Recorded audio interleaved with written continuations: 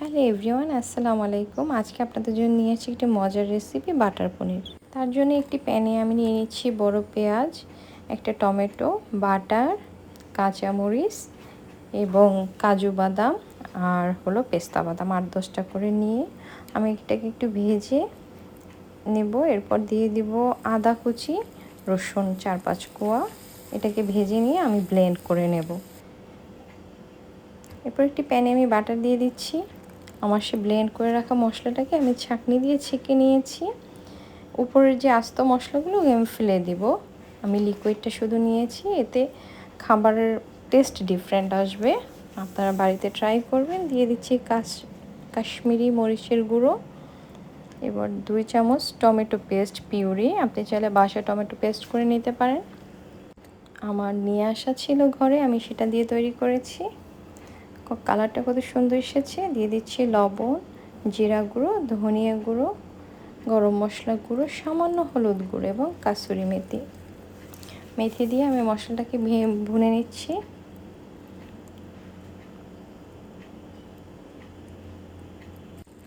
এরপরে আমি দিয়ে দিচ্ছি সামান্য পানি দিয়ে ভুনছি যাতে করে পাতিলের গায়ে না লেগে যায় মশলাটা।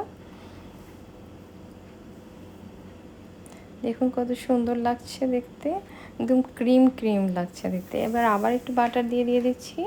আমি অল্প অল্প করে বাটার দেব যাতে করে আপনার না হয়। এবার একটি প্যানে বাটার নিয়ে তাতে পনির দিয়ে দিয়েছি। পনিরটাকে আমি হালকা করে ভেজে নেব। পনির যাতে বেশি ভাজা না হয়, বেশি ভাজা হলে শক্ত হয়ে যাবে, খেতে ভালো লাগবে না। এটা একটু সফট থাকলে খেতে মজা লাগে। আমার বাটার দিয়ে পনিরটা ভাজা হয়ে গিয়েছে। এবার আমি তৈরি করে রাখা মশলার ভিতরে পনির দিয়ে দিয়েছি। এখানে আমি 250 গ্রামের মতো পনির নিয়েছি। মশলার সাথে দিয়ে ভালো করে ভুনে নেব। এই মশলাটা যাতে পনিরের ভিতরে ভালোভাবে ঢুকে যায় সেজন্য আমরা মিডিয়াম টু লো ফ্লেমে রাখবো। এবার দিয়ে দিচ্ছি দুধ, লিকুইড মিল্ক দিয়ে এটাকে ভুনে নিচ্ছি। মিল্কটাই অ্যাড করেছি, এজন্য একটা শাহি ফ্লেভার আসবে। এরপরে দিয়ে দিচ্ছি কাসুরি মেথি এবং হেভি ক্রিম আর বাটার। হেভি ক্রিম আপনার ইচ্ছা, আপনি দিতে চাইলে নাও দিতে পারেন, বাট এটা একটা শাহি ভাব আসে, একটু রিচ হয়। ক্রিমটা দিলে খেতে দারুণ লাগে, তাই আমি ক্রিমটা অ্যাড করেছি। ভালো করে ভুনে নিয়ে আবার একটু বাটার দিয়ে রেখেছি। ঘ্রাণটা কিন্তু খুব সুন্দর হয়েছে। আমার রান্না অলমোস্ট শেষের পথে।